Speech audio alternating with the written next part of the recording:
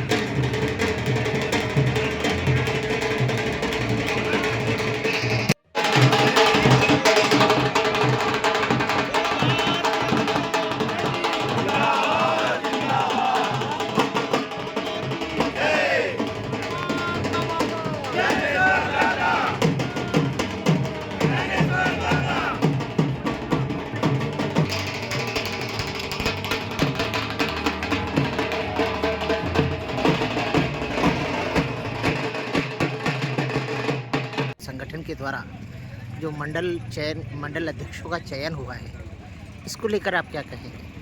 मंडल जैसे भारतीय जनता पार्टी के कार्यकर्ता हैं, निष्ठावान कार्यकर्ताओं को काम देने का काम भारतीय जनता पार्टी ने सदैव किया है।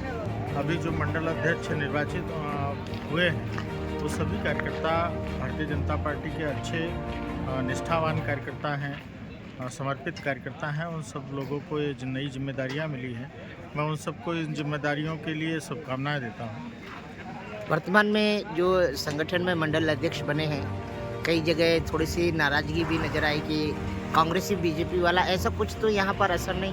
देखिए, बहुत सारे कार्यकर्ता हैं जिनको कि इस तरह की जिम्मेदारियों के योग्य होते हैं, लेकिन चूंकि स्थान तो सीमित हैं, उन्हीं स्थानों पर कुछ किसी एक को ही बनाया जा सकता है। तो जो उसमें से सभी समन्वय से विभिन्न तरह के संतुलन को देखते हुए जिन कार्यकर्ताओं को यह जिम्मेदारी देनी थी उसे पार्टी ने दिया है। और रही बात में किसी भी तो तरह की कोई नाराज़गी और इस तरह का कोई बहुत बड़ा विषय नहीं है जिन्हें पार्टी सुलझा न ले या हम लोग आपस में बातचीत करके उनको ठीक न करें। आपका शुभ नाम पद नाम? राजेश तिवारी, जिला महामंत्री, भारतीय जनता पार्टी, खंडवा।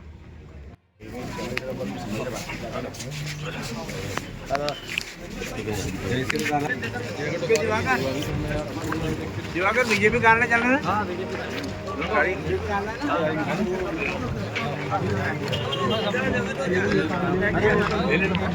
भैया के पास जाना है इंग्लिश में।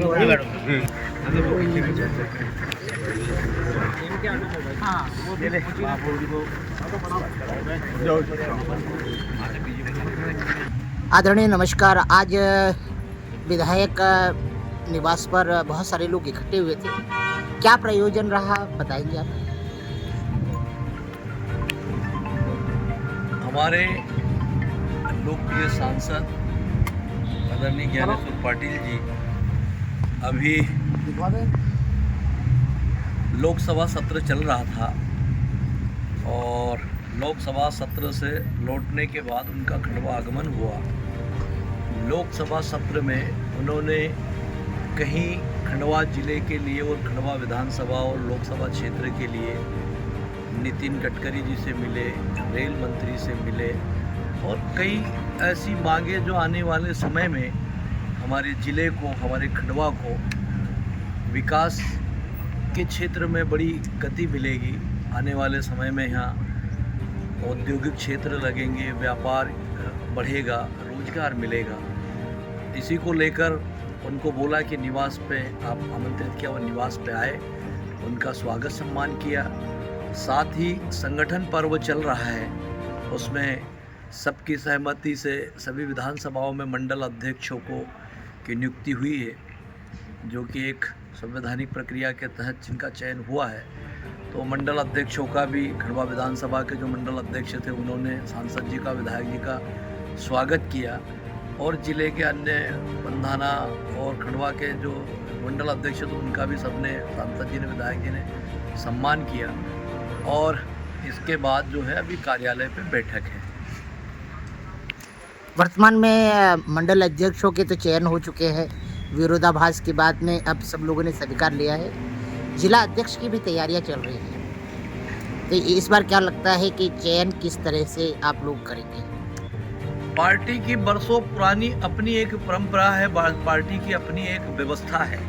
ये कोई पहला चुनाव नहीं हो रहा है बरसों से, और पार्टी में जो है एक लोकतांत्रिक व्यवस्था है भारतीय जनता पार्टी में।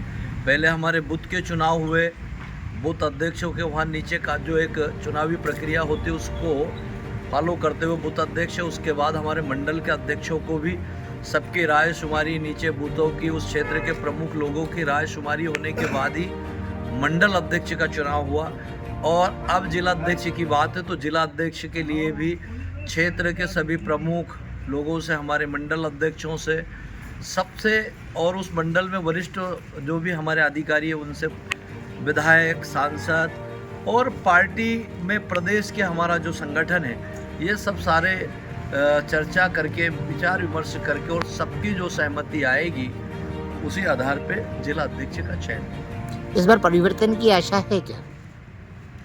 नहीं, इसमें कोई परिवर्तन नहीं। तो हर बार ही जिला अध्यक्ष कहीं ना कहीं जो है चुनाव जब आता है तो सबकी सहमति से जो निकल के आता है वही। यहाँ इसको परिवर्तन नहीं मानेंगे, क्योंकि भारतीय जनता पार्टी में भारतीय जनता पार्टी का जो कार्यकर्ता है वो पद स्थायी है, और जो कोई मंडल अध्यक्ष रहता है बाद में जिले में जाता है, बाद में जिले का पदाधिकारी जिला अध्यक्ष बनता है, जिले के पदाधिकारी कई बार प्रदेश में। ये प्रक्रिया है बढ़ने की, यहाँ कोई परिवर्तन नहीं होता, यहाँ कार्यकर्ता आगे बढ़ते जाता है।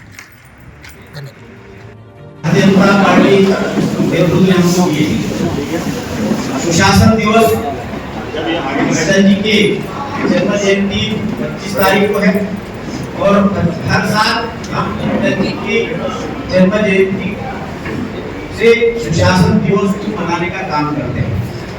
और सुशासन दिवस में एक तो जिले में एक जगह प्रदर्शनी लगी, उस प्रदर्शनी में जो अटल जी के कार्यकाल में जो उनके जीवन में जो जो कार्य हुए, उन्होंने चाहे वो संगठन को खड़ा करने के काम हो, चाहे देश को एक दिशा देने के काम, वो सारे कार्यों की प्रदर्शनी मुख्यालय में लगेगी।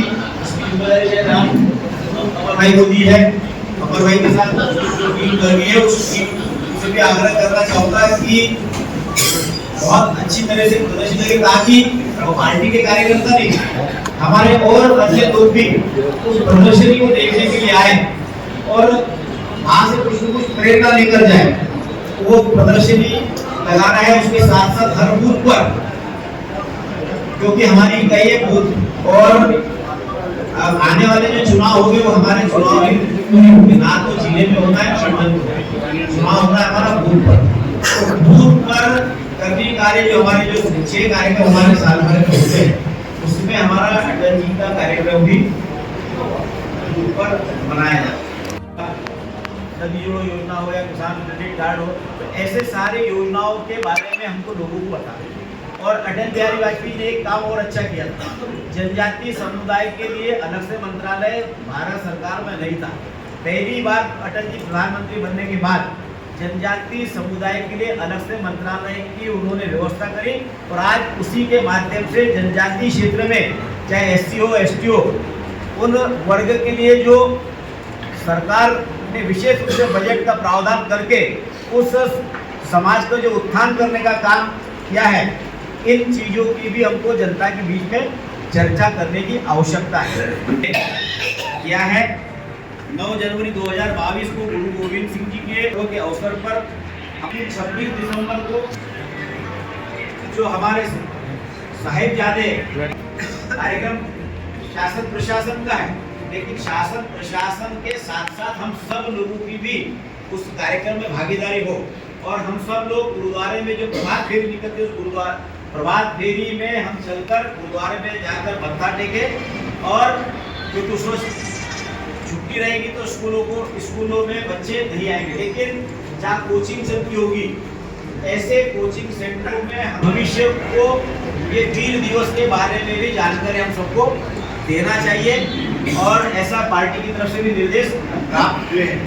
और जो कार्यक्रम आया है उस कार्यक्रम के बारे में हमारे संगठन के लोग विधानसभा हैं, विस्तार से आपको और चर्चा आपसे करेंगे कि मुझे विधानसभा में कार्य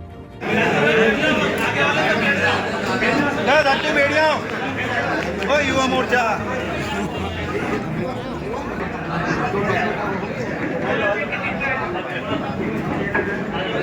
भाई साहब इधर देखिए, भाई साहब आप इधर